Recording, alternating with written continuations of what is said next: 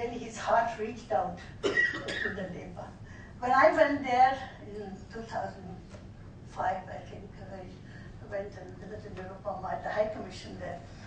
I was surprised that I couldn't speak Tamil. Nobody would speak Tamil to me. I grew up in Chennai. Tamil was my second language.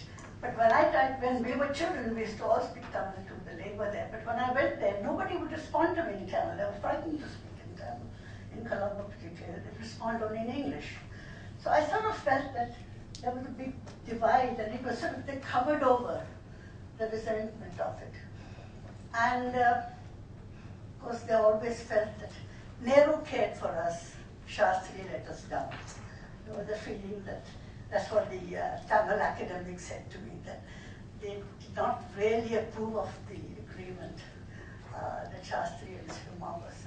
Then, of course, I went to America under my Fulbright program, and all the expatriate Tamils I met were so deeply resentful. All the academics that I met in America who are now there, so deeply resentful of what was happening in Sri Lanka, that I said I must really start looking into this a lot more. As Hiranmoy said, my father was a very gentle person. He never spoke much, but he could get along because of his gentle nature. He could get along with all kinds of people. He had friends among all classes, all groups in Sri Lankan, in the Ceylonese at that time, society. And his friendships with both Sinhalese, Jaffna Tamils, and the other politicians in Ceylon, in Sri Lanka, after it became independent, continued. And because the book is based on letters that he and Nehru exchanged after Nehru's return to India in 1939. And that relationship with Nehru really became very, very close after he became PPS to PM. And I was thinking, so many people talk about the private conversations. Even today we hear about private conversations between prime ministers and politicians. My father never talked about his private conversations with Nehru, except on one occasion. He said he was, breakfast table, he came and said, Panditji was in a terrible rage today. I said, what happened? My father worked very odd hours. He used to go to work at about 6 or 7 and then come back and have a late breakfast. So he said, when I went in the morning at 7:30, Nehru was in a terrible rage. And he said that, what kind of secretarial staff do we have? Look at this letter. Can't they type a decent letter? How can I send this letter to a head of state? And my father stood and listened to all this. He said, who is this secretary? Fire him. I can't have such secretaries in his office. So he looked at it. It was a letter he had dictated to some head of state. And this was a day when there was no spell check and all that. You had a ribbon typewriter and somebody had erased it as a whitener and made a mistake. So my father looked at it and found 2 tiny white specks in this letter on the Prime Minister's letterhead. And he said very quietly, at what time did you dictate this letter, sir? Nehru looked at him and suddenly his face broke into a smile. He said, yes, it was after midnight. Ask him to do it again. So, I mean, that is the way my father handles situations like this, very calmly, without losing his temper. And that's the way I believe, when I read all that he wrote in his reports and correspondence with Vidyashankar Vajpayee and all the people here in Delhi, very moderate and always emphasizing that we are the same people, we've got to learn to live together. You know, it was just a rediscovery for me of my father. This is an occasion for me to give a tribute to the wonderful group of civil servants that Nirupama talked about. They were a small group of ICS officers who took over the government after independence. They were all close. We all socialized, we uncles and aunties. We met and got to know each other. And the wonderful relationship they had among themselves, their devotion, their dedication to the independent India, just has to be recognized today. They're all gone, but the wonderful thing is the second generation is here. And I want to say how happy I am to see Sulochana Jayashankar Subramaniam, one of my oldest friends. Her son, Ambassador Jayashankar, is named after his grandfather. And Uncle Jayashankar was close. And then there is Narayani Menon Gupta, whose parents we knew.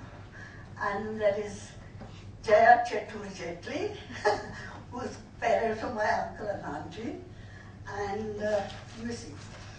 Gayatri, where are you? Gayatri Ranganathan Murthy. And there is Meena Chandra Prakash. All of us are children of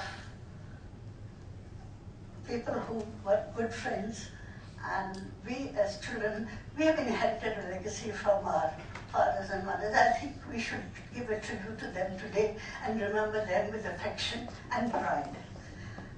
A very special person here is Kalyani Menon, and I insist that she should come because her husband Gopala Menon served with my father in the home ministry, and my father spoke very appreciatively of him.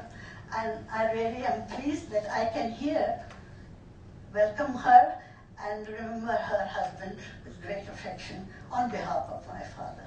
So I really want to give her the first copy of the book.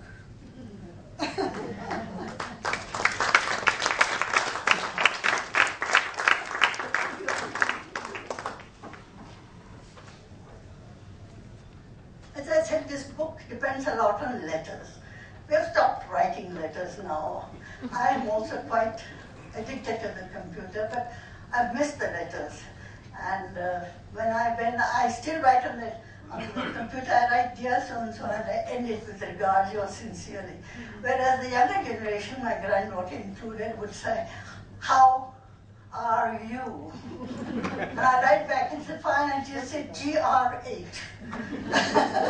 So letter writing has been reduced to, I don't know, some kind of a computer lingo which doesn't carry any beauty, any communication, and we have now gone to Twitter. But I must say, what is appreciated most about Ambassador Nirupama Rao in America by all my academic friends there is her Twitter, her tweets. They say, Nirupama tweets wonderful. We really enjoyed them. So I'm glad that she has graduated from letters to tweets. And I want to thank her and Ronu for your affectionate memories of my parents. Thank you very much. And Nirupama, all I can say is thank you. You are GR8. Thank you for being here. And I really hope you enjoyed the book. I loved writing it, and it is really a rediscovery of my father, rediscovery of Sri Lanka that I was very tiny. But you know, the more things change, the more they remain the same. I hope somehow Sri Lanka and India find some kind of a balance in the relationship and things get better. Because it's a beautiful country and really, we are really close, the nearest neighbors. Thank you. Thank you very much.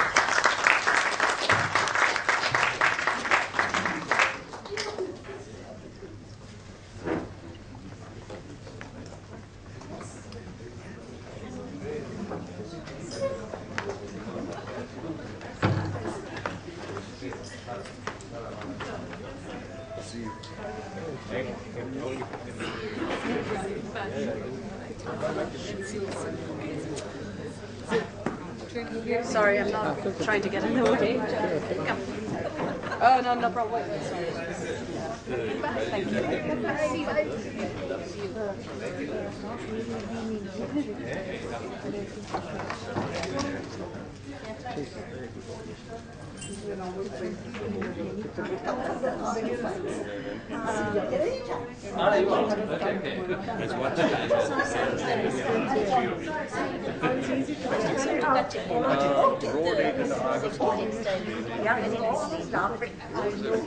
Such a cheerful 3 centuries there.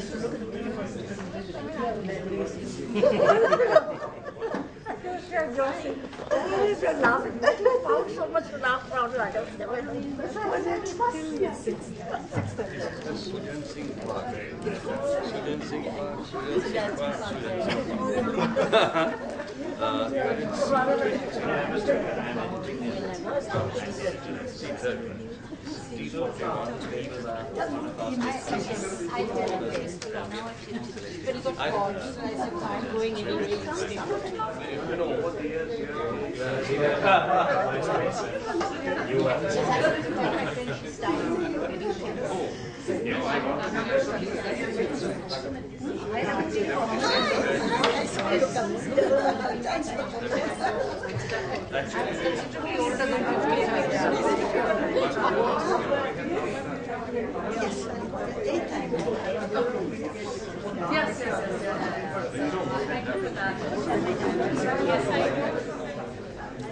I'll be it.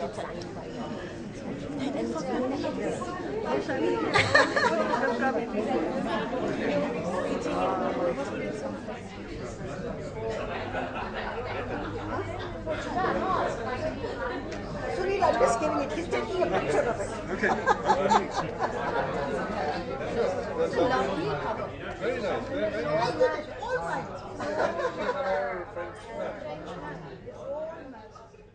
Our French match. All match.